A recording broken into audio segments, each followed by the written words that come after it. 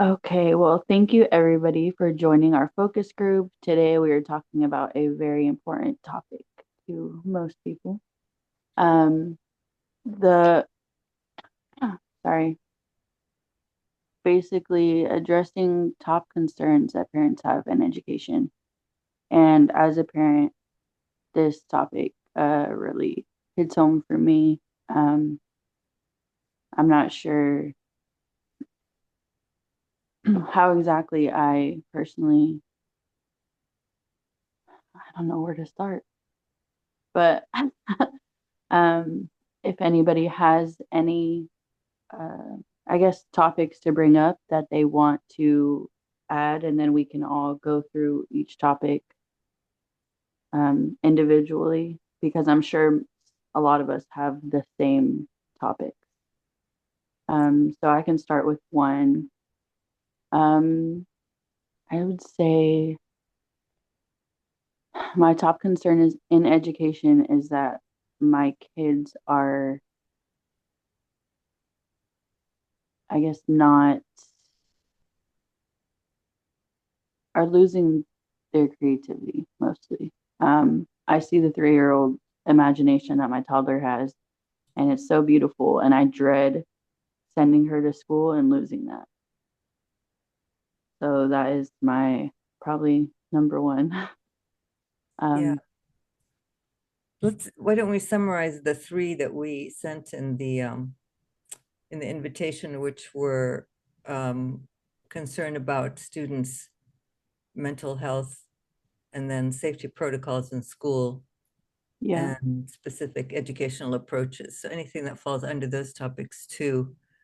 Um, yeah, that we works. I are guess that would be like an educational approach, what I'm talking about then. yeah, yeah, that would be the educational approach. And there's Thank a you. big, I mean, as everybody probably here knows, since school violence has increased, it's been big on many people that I interact with, on their Yeah, minds. So much so that I actually have a niece who took her child 2 years ago. Um, my this is my niece-in-law. So she's originally Moroccan, but grew up in the United States. But at one point, she was so concerned about her daughter. They live in Maryland, close to DC. Um, she took her back to Morocco for a year and a half for elementary school. She was in first and second grade, and she made that move, leaving, her husband behind because she was so concerned about her child's safety. So some people, wow. it really hits big for them to do something like that. Yeah, or pull them out altogether. Yeah.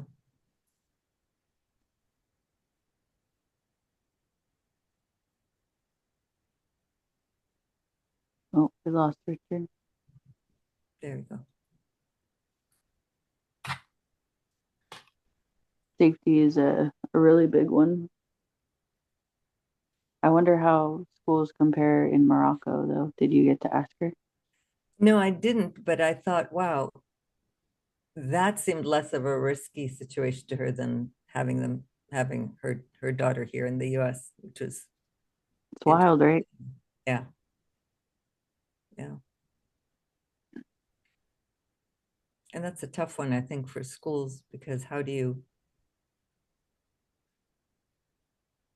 ever really guarantee that nothing like that's going to happen? I don't know how that's possible. Yeah. I don't know if it's everywhere, but in Texas and in Florida, they have uh, like officers now at the schools. I think each school has one to prevent like violence. But there's still even like violence in between students, happening, like bullying and Hmm. fighting and those things. But even my oldest, her new school, they have clear backpacks.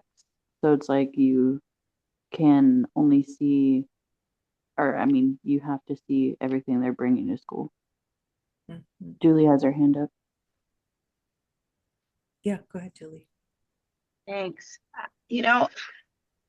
As far as mental health goes in the schools, one thing I know my kids have since graduated.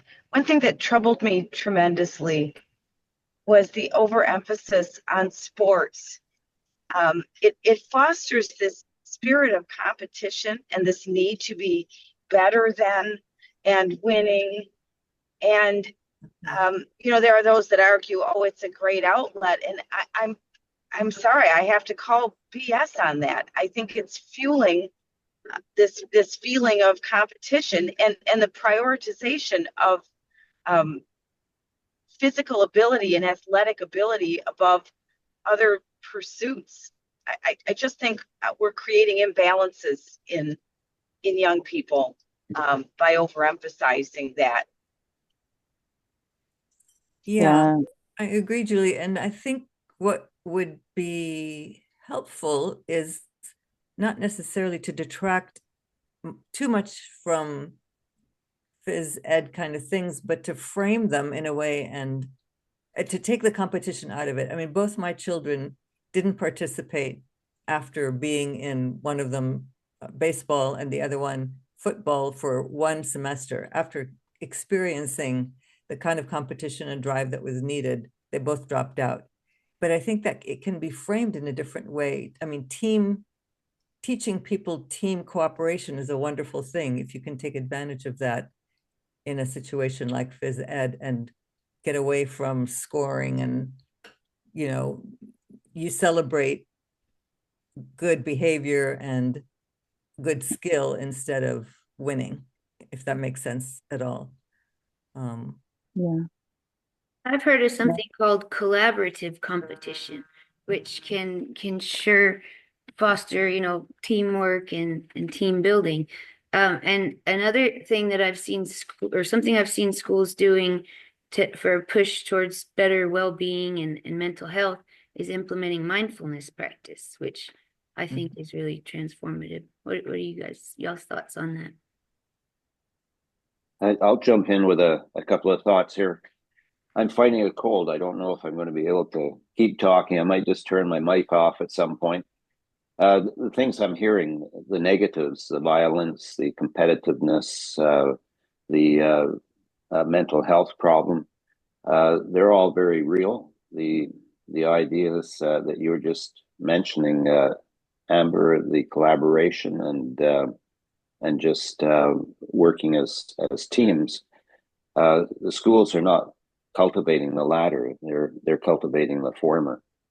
And there's an example of a situation that happened in my neighborhood. I live in Canada. There's snow on the ground, and there was this was before Christmas. A mother was driving her daughter to school. She's a grade 10 student, and the mother was concerned, talking to me, that as they drove to school, they saw another girl who went to the school had fallen, and she was just sitting on the sidewalk, slipped on the ice, and sitting there on the sidewalk, obviously not not doing well. And the mother uh, just had to stop the car, and the daughter was upset. This was going to be embarrassing for her. She wanted her mother to keep driving, and so the mother expressed the concern of what's happening there. How could my daughter not have the sensitivity to stop and help somebody in that situation? And I've come to view schools as incubators for man's, women's, people's inhumanity to man. That saying, man's inhumanity to man. That schools, with their competitive environments, the authoritarian rule, just it's just cultivating these people that are detached from themselves and don't have sensitivity for others. For the daughter of that mother to not have been able to put herself in that other girl's situation, to me, that's a real lacking of our system. What are we doing that we detach people that much from themselves? And I know that homes are part of that problem, but schools have to be the model, the example of what it is to be human with others, and they're not doing it. We need the democratic human rights approach to learning, and there's no way that I see to overcome it without changing the paradigm. To Amber, Hoda, and Miranda, I think the three of you are quite aware of the right-centric education network and the efforts there to pull education into alignment with human rights. And until we do get human rights embedded in education, we're going to continue to see all these negative effects among our young people, which obviously becomes negative effects in the adult population. How can we be doing things like we're doing in the Middle East and in the Ukraine if we have sensitivity for other people? The money should be going into peace, not war. What has made us that kind of society? And I know that we've always been a warring society, but we have the knowledge, the intelligence not to be that. Why do we keep going down that road? And our schools are a big source of that problem. They just breed people for that kind of world. Yeah. I did all right with my voice. Yeah. I totally agree. And one of the things that stands out in my experience, again, this was in a private school because that's what I chose for my kids for the first 5 years of their schooling. But in that school, I think we might have mentioned this in another focus group. I remember talking about this briefly, is that the students were responsible to help children who were injured or hurt physically or emotionally repair that hurt.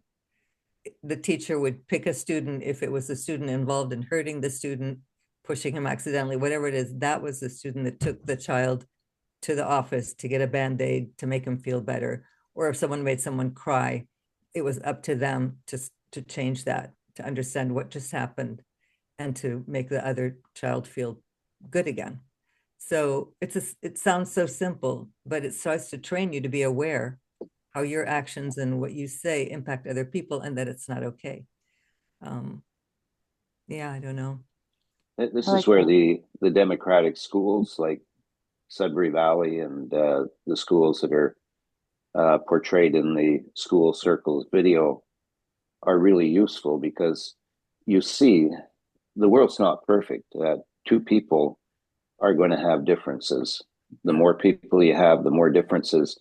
It's not like there are not problems to be solved, and so the potential for conflict in that will always exist. But is the conflict a genuine one where two people just want the same thing and they haven't developed yet the social skills to negotiate with each other how to solve the problem? Here I go. And so I'm just going to turn my mic off. You can see if you want to respond to any of that or just whatever, move on. Julie, go ahead. Well, before Richard, I'd like to respond to Hoda's comment, because I'm reminded of there was a legal case about a murder that took place on a reservation, and the indigenous people there, they handled the murder in a very unique way, and actually the U.S. Supreme Court upheld their decision. Rather than penalizing the murderer who had killed a father and a provider for a family, he was responsible for providing for that family indefinitely. It's like so Wow. it was more about balance, and it wasn't so much even about balance between this man and the family. The way they viewed it is that when you injured this person, you injured our entire tribe, and you put someone in need of support. And that's a drain on everyone. So in order to put things back into balance, this is how we fix it. Yeah. And I thought about Hoda's, so you hurt someone, and well, they're going to need some assistance now. And we can't stop and deprive all the other students for the teacher to give the assistance. You have to do that, you know. And I think that's a simple shift in perspective that can mean so much. Mhm. I really like the way you described that, Julie, because that's the essence really of a democratic school, that everybody's equal and you just work together to solve the problem. So even if you're only 4 years old, you're involved in conflict resolution, which is the socialization process of how do we get along together, maximize all of our chances to flourish. And what you were just describing, Julie, is that basic recognition of everybody, appreciation for the goodness of everybody, and that if we do something wrong, well, our responsibility to try to make it right, and with the support of the community. You know, it's if somebody goes out and harms somebody, they have a problem, and they need help. We shouldn't be putting them in jail as such. We should be helping them deal with whatever their problem is. And jail was maybe the wrong thing to say there, because it's not a case of incarceration, but you do get punished for doing bad. Is punishment really what's needed, or is it the what we would get from conflict resolution? Right. And I have to tell you one more thing that's very unique. I haven't seen it before, but that the school I'm talking about, in the summertime, many people who graduated from the school come back and volunteer to work there. Their experience was so nourishing that they voluntarily come back and spend, 2 or 3, 4 weeks of their summer volunteering at the school for after school programs. So something happens when you take that kind of interest in children and their growth. And the other thing that school does is you don't have to do something disruptive to be noticed. The good things that you do get you noticed as well, or maybe even more so. So I know as parents, that's a challenge for us. Is, when your kid does something wrong, suddenly they get your attention. But yeah, so I just wanted to say that it makes a difference, and they come back to every anniversaries, school anniversary. The graduates come back to celebrate with everybody else. There's a very sweet connection there. That's awesome. I haven't seen that approach ever used, but if it was used more, I feel like everybody would get along better. Yeah. I had a chance in a secondary high school to run a program. It was first semester of 2 consecutive years, so it ran twice, one semester length each time. And the first year was a lot of learning. The second year we had it humming, and that second year, that sense of community and people wanting to come back and be part of it. These students had come together like a community, and it was a cross-age mix. It wasn't this discrimination of I'm not going to talk to a grade 10 kid because I'm a big grown-up grade 12 kid. It was the age. One student even said that when he came into the program, he was grade 12. He wasn't going to have anything to do with the grade 10 kids, little grade 10 kids. And 6 weeks into the program, he came to me and confessed that he was thinking that, and said he doesn't even notice the age factor or difference anymore, that we're all just people. And when it came to the holiday season, it was first semester, so September to December timeframe. When it came to the holiday season, they had a last day of school party. And there were 2 of us teaching in the program. The other teacher and I said to them, they were supposed to be gone at about 12 o'clock. They didn't want to leave.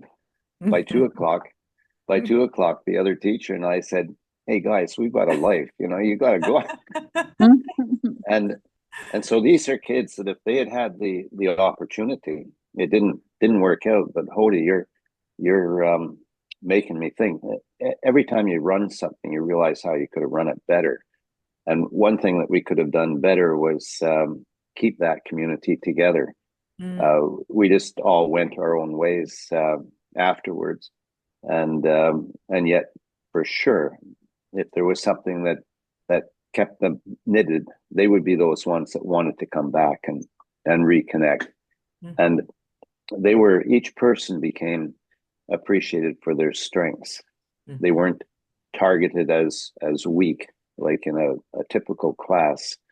A kid who might be really good at art, terrible at math, in the math class, particularly in high school, the way that child's seen by all the other math students who don't see that person in art, they think they're a loser, they're stupid, they can't do this stuff, and they form that impression of somebody on the basis of one skill, one kind of observation. And as soon as you start living in community, you start to appreciate each other's strengths more. And so we've really got to break down this structure that we're in, which I think we should really start saying that our schools are incubators for man's inhumanity to man. Yeah. Because I believe that. Yeah. Interesting. I think the other thing that happens in community that can't happen if you're going to be individualistic and judging other people is some of your innate strengths don't come out. I mean, as you were talking, Richard, I was thinking, what if that child who you're talking about who's horrible at math was in a more of a community setting where he, community meaning in school, but where people discover that he's a great leader. You're not going to be able to show people your leadership skills if there isn't the opportunity to do that in some kind of a setting. So it inhibits the recognition, I guess, of maybe even one's own hidden strengths by not having a setting or environment that would allow it to flourish.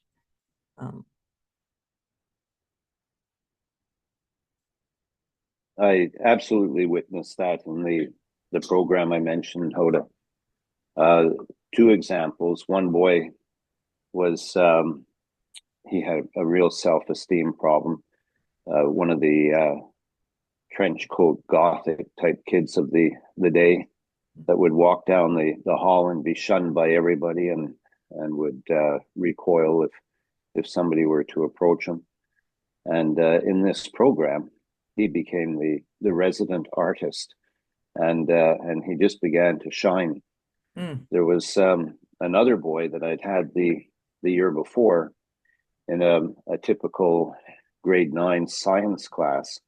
The class was overloaded, and it was just too much of a broad mix of kids who had a good science background and those who didn't. And so it was a nightmare class to teach for a teacher.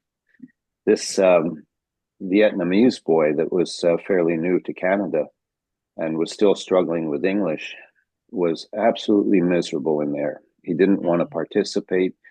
He had a constant scowl on his face and was as withdrawn as he could possibly be in the class, and basically just a miserable feeling person. And he joined this program. Within 2 weeks, he had made a friend, and they had the freedom to just hang out and jabber all day long. So the Vietnamese boys' language skills just improved dramatically because he's talking it all day instead of listening to the teacher. And as we came up again to Christmas time, he came to me and said, could he arrange the party for the Christmas party, the celebration for the class? So he goes from being this miserable kid as far in the back of the room as he can possibly get to being the social coordinator for this new group, and he just beamed. He was if you sometimes when you look at people, they just make you feel good because of what they're radiating, Yeah. and that was him. So he had gone from the total opposite to that to somebody who was could be viewed as a terrible ambassador for his people to somebody that was a fantastic ambassador for Vietnamese people. Mm-hmm. And it happens so quickly as soon as the kids feel respected. And so Yeah. we don't have to take years and years to turn this around. We can do it in just a year or two. It happened in that class within about 6 weeks. Yeah. Yeah. That might be one of the inhibitors of change, because people anticipate before knowing that things are just going to be difficult and it's going to take a long time, when sometimes the solution is so simple. Yeah. A lot of people are resistant to change in general because it's new. And For sure. I mean, the people that have the power in the school, you know, the upperclassmen, or, you know, even some teachers, they would lose that if they, you know, had that different approach, and it's a little hit to their ego. Yeah. Right. But I think it'd be really cool if we had, you know, that implemented in schools everywhere, because it's what we're growing now, isn't it? It's like, I don't know, a bunch of robots. I I don't know. On top of like even social media, it's like they go to school all day and then they come home, they want to be like on their phone or laptop or computer or whatever. And I don't know, just everything is poisonous. My kids think I'm the worst because I don't let them like use technology like that. But I tell them that they're already like destroyed at school. They don't need to be destroyed at home too. Yeah. One thing I did with my daughter is the oldest of my two children. When she turned 5 or 6, this is in the day because I don't have TV, but and now you'll know why. Nickelodeon was very popular, and there were, comedy shows where kids would talk back to their parents. And so she did that with me once or twice. And I thought, oh, it's not happening. So I told her, we're now pulling the plug on TV. And ever since then, we've never had TV in our house. So my son grew up without a TV. Both my children are avid readers now. And yeah, sure, they're one of them, because of work she does. My daughter is a little bit on social media, but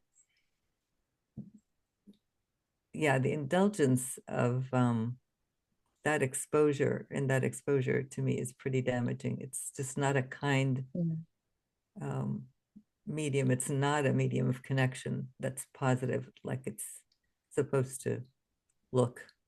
So Mm, good for you, Miranda. yeah, I agree. We like limit TV. We still let them like watch something like, or we watch a family movie, Mhm. but they're not allowed on YouTube. They're not allowed on the internet. They're not allowed on like TikTok or Instagram or any of that.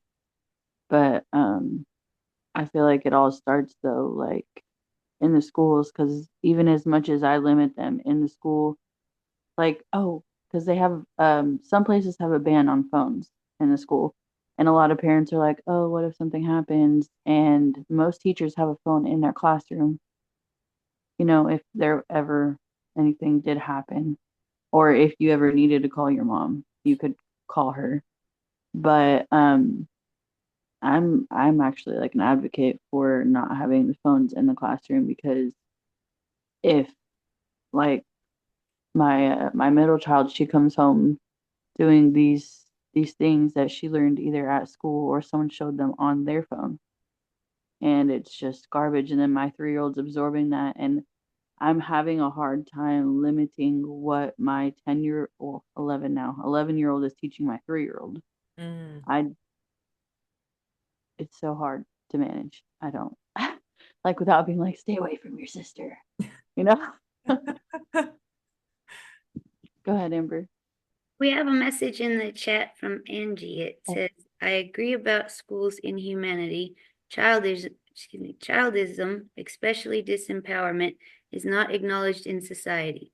In education, adults' psychological, linguistic, soft violence perpetuates compliance. Expectations are high and only reachable for some, with high pressure, directly correlated to a future career. Social status and exclusion causes extreme inequality, legitimizing the social capital and power imbalances based on desired behaviors of popular culture of the rich. I'm wondering if anybody has any feedback for that. And perhaps we can move on to school safety if Yeah, Sure. agree, Yes, Angie. it's very, very true and very well put, Angie. I don't know how we can even change the soft violence that, that you're talking about, because a lot of it is the adults. Because, a lot of us weren't raised correctly and weren't taught correctly because, we only have the awareness that we have at the time. And now the world is becoming more aware of what we're doing, for ourselves and other people. And this system just it's not working anymore. But did you want to say something about safety, Amber? I guess just a question is, what measures do we think would increase the safety of schools while not making it too intimidating for the students? I guess would be my question. I mean, like I was saying, I think clear backpacks is a good idea. The student would literally, like, if they brought a weapon to school, they'd have to figure out how to hide it on their person, which I guess wouldn't be too hard. But some schools even have like metal detectors, or like you walk through, like kind of like at the airport, they have like a thing and you walk through it. I don't think that would be a bad idea. But I don't I don't know. I guess it all depends on where they think that it's like invasion of privacy compared to safety. But I think what you mentioned earlier, Amber, the mindfulness, dealing with mindfulness more in the schools is part of what we need there. It's are we able to, let's say, humanize the students after they've been dehumanized? That's the problem as I see it. And I think that in order for that to happen, they have to become participants in the solution. Uh, we the more we dictate to them what that solution is going to be, the more we're just repeating what was done. And so, how do we get that kind of discussion going among students to build that sensitivity, and also to build the personal strength to stand up to the bullies and not just stand by as an idle uh, observer when somebody is being mistreated, but to actually get that gumption that people we need for people to have, that they stand up to injustice. And so it's uh, the things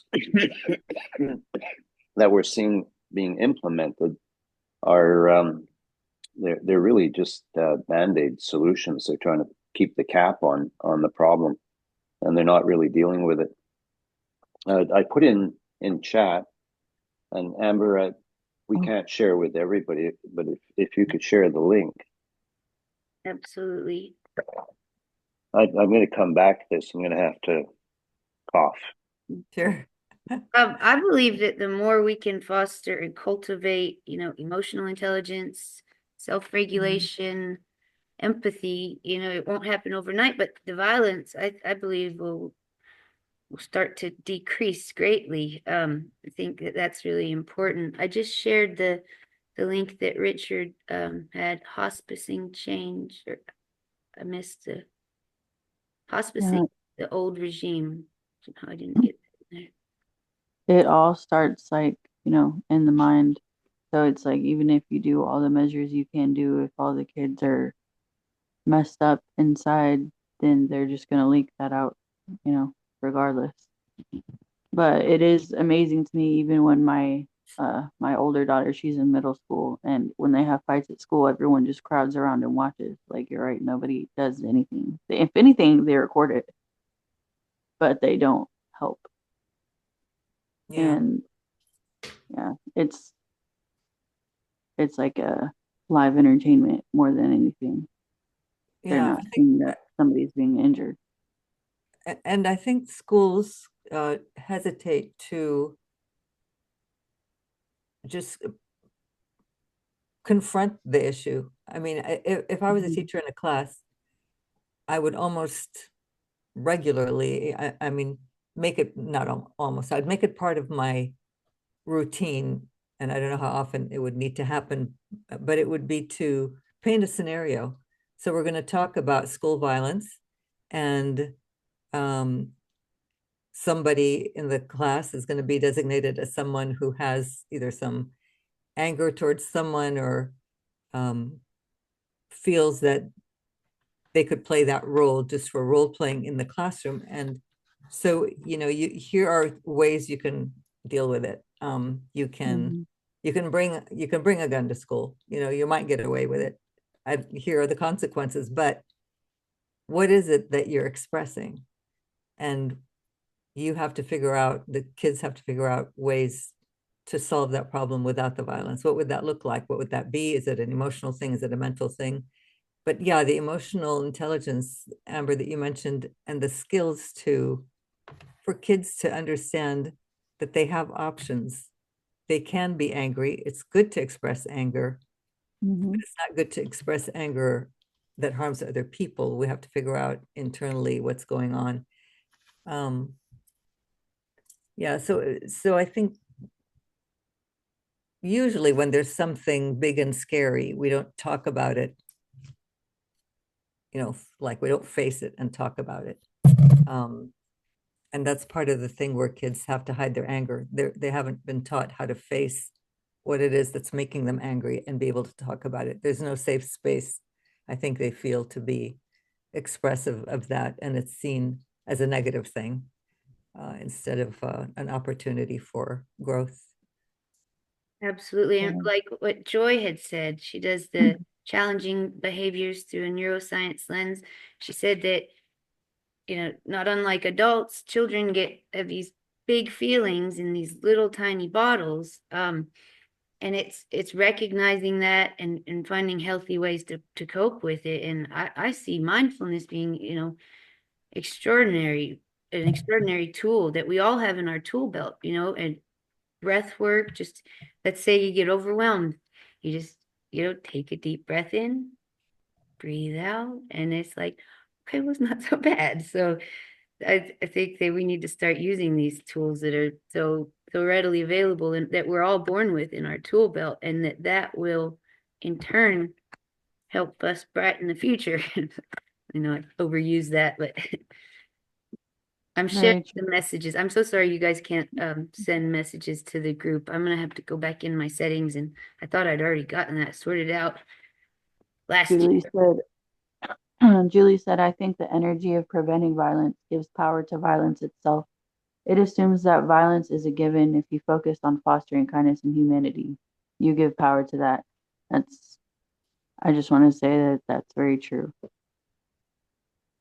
I, um, it all starts like, like I said, in the mind. And when I said that about like all the safety measures, I feel like that makes more parents safe, but it like parents feel safer, with those things, but it's not like solving the root issue. And I'm not sure how or when, but I feel like emotional intelligence should be like a class. Like, you know, I created I'm, the I'm, rubrics for measuring it, so hopefully we'll get it in the program. So yeah, I didn't interrupt it's, Miranda. oh, I that was, think a lot of this needs to be lived, not taught. And by trying to teach it, you just package it and turn it into something that kids reject because it's just another course. Yeah. And so we need to be careful that way. With human rights, it all comes down to that. And what I see is adults not standing up for their own rights. It's as important for you to stand up for your own rights as the rights of children. Mm-hmm. And children they're playing with the world, right? They're seeing what they can do, what they can get away with, and at some point they're gonna see what power is like, and they'll try to power over their parents and throw their fits and scream and yell until they get what they want and that kind of thing. And the parents just but it's not in our culture, but in those situations, your child's throwing a fit, maybe out in public. How do you deal with that? They're not going to settle down. You take them by the throat, right? not the answer, but you might have to take them by the arm and remove them from that situation. But there has to be a follow-up conversation, and there always has to be the attitude in the house that I'm going to respect your rights, but you've also got to respect mine. And the adult has to be a model of what it is to stand up for oneself, so that you don't get powered over. And I don't see that happening in a lot of the relationships that I witness around me. The kids walk all over the parents, and so then they go to school and they walk all over other kids and that kind of thing. So there is uh, certainly a change of behavior required in the home, Mm-hmm. but you can't go into the home and start telling people what to do. It's the attitude basically is the home is our sanctuary. We get to decide what happens in our home, and state might step in if there's serious abuse going on. But basically, we need the schools to be models of how you relate to others, and they're set up that teachers power over students when well, they have to. The whole teacher education program is about classroom management, discipline, control. If you don't have control of your class, you can't teach. And so, how to use power over the kids is a big part of teacher education. And so it's creating situations where we can live as equals, and we don't have that in the schools right now. The link, Amber, thanks for putting it in. I think some of you know I've been working on this document called "On the Cusp of a Movement," how we go about getting from where we are to actually something that we feel there's hope around.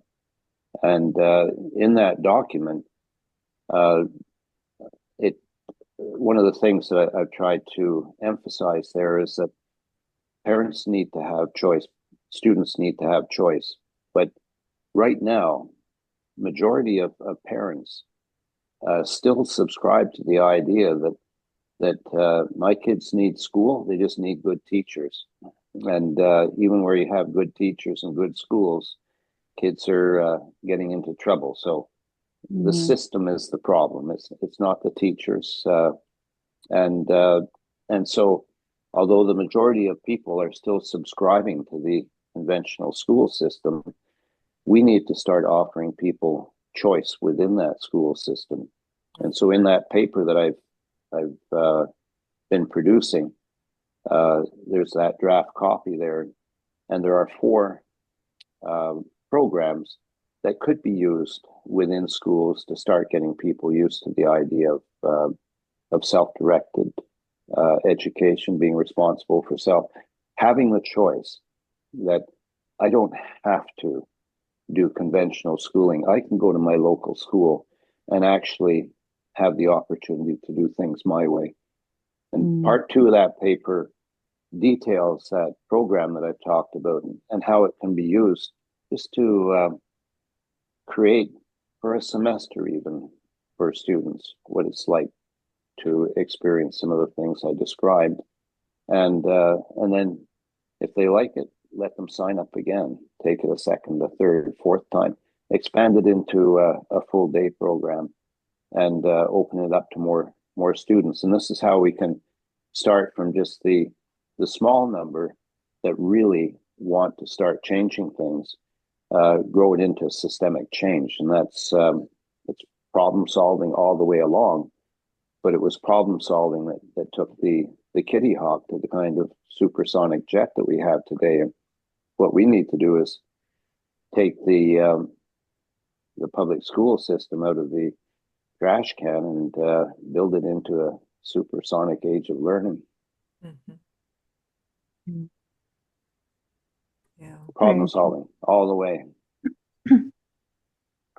And Julie said, expressing anger is only a small part of healing it. If you stop at expression, then you have only added more anger to the soup. When young children are facing big emotions, we need to lend them our calm, not join in their chaos. There's a nuance that's missed.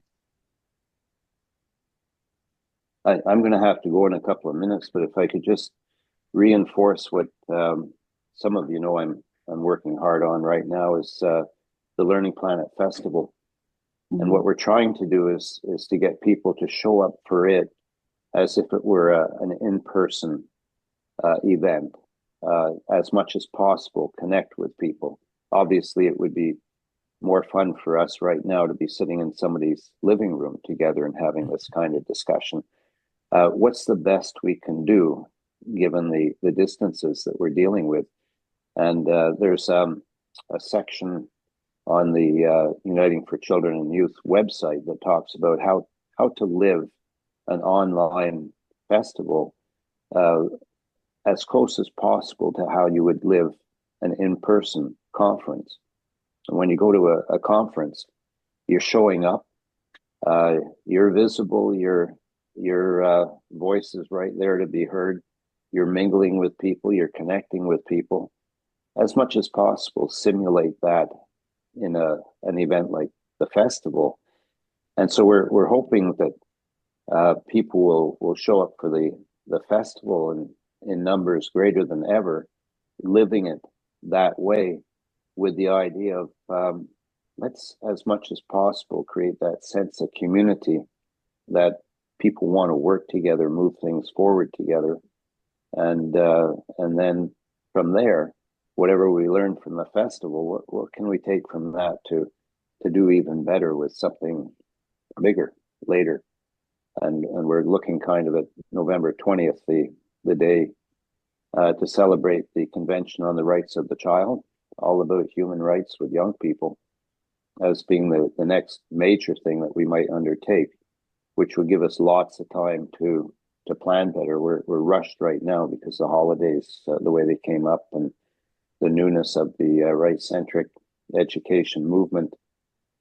Everything is a bit rushed right now, but we're trying to see what we can learn from it, how much people engage, so that we can energize ourselves to say, hey, there's something going now. Let's dig in. Mm-hmm. And so just trying to make sure that our efforts with the festival are not so little appreciated that people go away thinking, well, that wasn't worth it. We've got to make it worth it. Yeah. So whatever can be done to help get people to participate. And if they can't participate as fully as that idea of live it like it's in person, just to show up for some events like the one that Evolving in Education is doing. It's an important discussion. And so if nothing else, try to be there. If you can't go to that one, find some at least that you can participate in and contribute to. Go there not just to be a passive observer, but to actually connect with people, and maybe if you found something meaningful, put a link to it in the chat, that kind of thing, that you're there as present as you can be. You've allowed me a lot of airtime here today. I appreciate that. Thank you for joining. Before we all go, and Amber wanted to post our current teaching methods meeting your child's needs, and if not, what changes would help. The chat is open if you don't want to say it out loud, but if you wanted to say it real quick before you left, Richard, go for it. But would you read it again for me, Miranda? So it says, our current teaching methods meeting your child's needs, and if not, what changes would help? And so teaching methods is a trigger for me right away. We need to be following what the child wants to learn. And so we're not looking for methods to teach. We're looking for ways to facilitate. Oh, did he freeze? Mm-hmm. I'm assuming you're saying it to facilitate learning. Yeah. And Julie or Angie, if you want to chime in, I know we're running out of time here. I'm gonna share her. I guess I've really spent a lot of time thinking about this, and I think that reviewing the entrance requirements for university, that's a key piece of this. Finding universities that are willing to admit students that have not experienced traditional education is key, because I think there are a lot of parents who would love to try something different, and then their fear is, well, what if I do this and then my son or daughter can't pursue a career because they can't get into a university, they can't get credit. So it has to be the whole, like, start to finish, in my mind, has to be addressed so that parents can start on this path and feel like it's a path to that opens up possibilities instead of a dead end. Just my 2 cents. It's a good 2 cents. So I'm going to be in trouble here. I'm going to stay longer. That's changing also. We're seeing encouraging changes, and my community is a good example of that. We have two medium size, and so for where I am, they're considered major universities, medium size when you compare them to the biggest in the world, but they're significant universities. Both of them are accepting students who, and latest information is, prefer students who have not gone through the regular school system. And so they're accepting students who have never gone to school, don't have a transcript. They're still, it's not as personalized as you might want, that it might be a personal interview assessment with portfolios and that, where the student makes their own case. Just the difficulty in dealing with numbers, they have to resort to some kind of more manufactured way of assessing students. And so what they're doing is they're saying that if you achieve 5 prerequisite courses to the program that you would like to get into, and your marks are good, if you can prove with that you're a candidate for this program, that's all you need to do. And one of the registrars was talking to a gathering of homeschoolers. Their kids had not gone to school, some never, some for a while and then quit. And it was a large number of people in that room. She had brought with her, the registrar had, 2 students who had, one had just graduated, the other had just started. One was the boy who was just starting, young man. He was totally homeschooled, and he had decided that he wanted to get into university to study computer engineering. And so he ended up taking 5 courses online.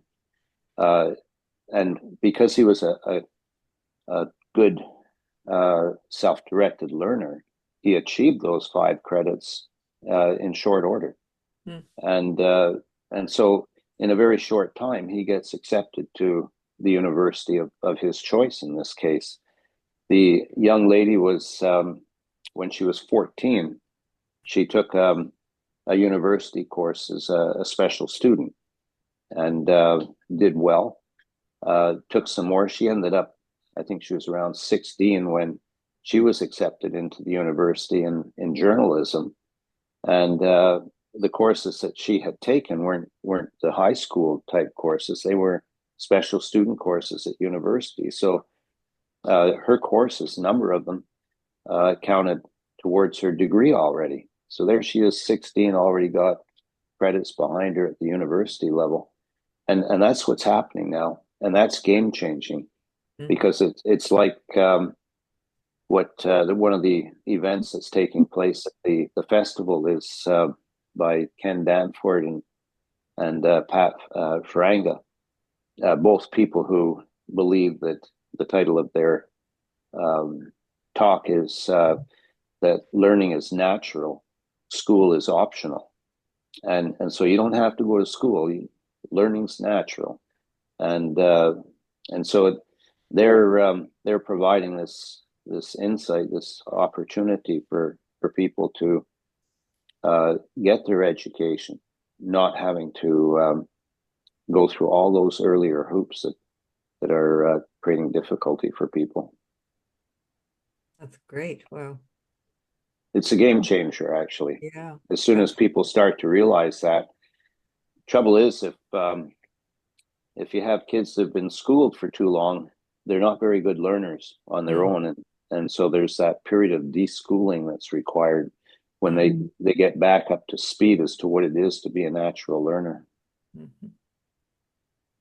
So Yeah. Andy shared in the chat, in response to the question, are the students' needs being met? And if not, what changes would you like to see? She said, gaining more freedom from the hardships we all face by growing more democracy and community working together to solve these hardships. I wanted to share that there in case anybody missed it. I agree with that, and I'm going to bow out now. Thanks very much. Thank you. Thank you Have for a good joining day. us. Bye. Okay, I'm going to have a bow out myself. Thank you. Because Thank you, everybody, for joining. I guess, are we using the same link for next time, guys? Yeah. We'll Is have it the standard link or does it change? We'll have to create a new one. I think we should send the link, whether it's the same one or a different one, with every announcement anyway, so it won't matter to the person joining if it's the old one or a new one. Yeah. Well, thank you so much for joining, Angie, and for your input. We hope this focus group has, given everybody some new thoughts to brew about. And until the next one. Thank you, Miranda. As always, thank you all for Bye. your interest in education. See you next time. Bye. Bye.